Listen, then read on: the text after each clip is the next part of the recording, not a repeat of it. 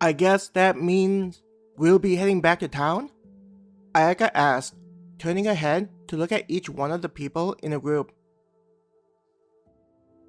I don't think we have a choice, Kara grudgingly said, sighing. Let's pick up our pace to get to the town as quickly as possible. Looking up at the sky to where the sun was located, judging by where it is in the sky, I don't think we have much time until the sun goes down and it's dark. Ayaka agreed with Kara's thinking. The time it'd take to reach the town and come back, a lot of valuable time would be lost. And worse was how they didn't even make a dent in the number of rabbits that they needed. Though the rabbits would sometimes appear in groups, it was only enough for a couple of them to snatch a monster.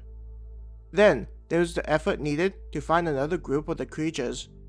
It was the searching that burned the most time. Moving towards the town, Ayaka's feet stopped immediately after a loud howl was heard. What was that? Mizuki asked in a trembling voice. Orienting herself to the sound of the howl, Ayaka's blood ran cold upon seeing a pack of large wolves making their way towards them. There shouldn't be any monsters aside from the horned rabbits, Masio yelled in fright. Why are those things here?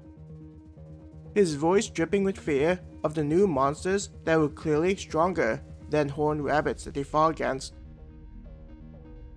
Seeing where the wolves were and turning to look back in the direction of the town, Ayaka didn't need much time to realize that they had zero chance of outrunning the monsters. Even worse was the nearby area only being filled with adventurers that wouldn't likely be able to handle monsters at the same level as the ones coming towards them. Do we run?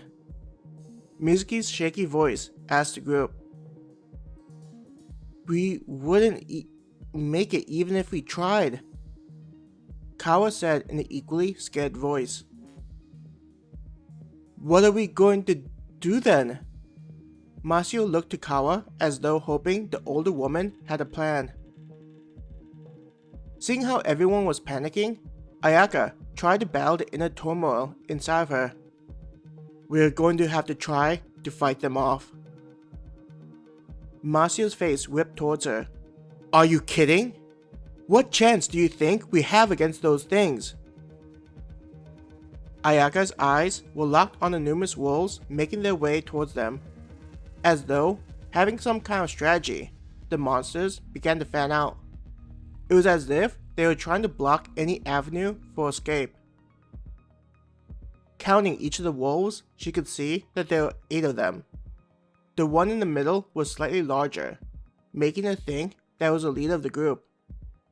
Ayaka was both terrified and impressed with how the monster moved efficiently, as if they had plenty of experience hunting weaker animals. What choice do we have? Ayaka forced insane thought out of her mouth.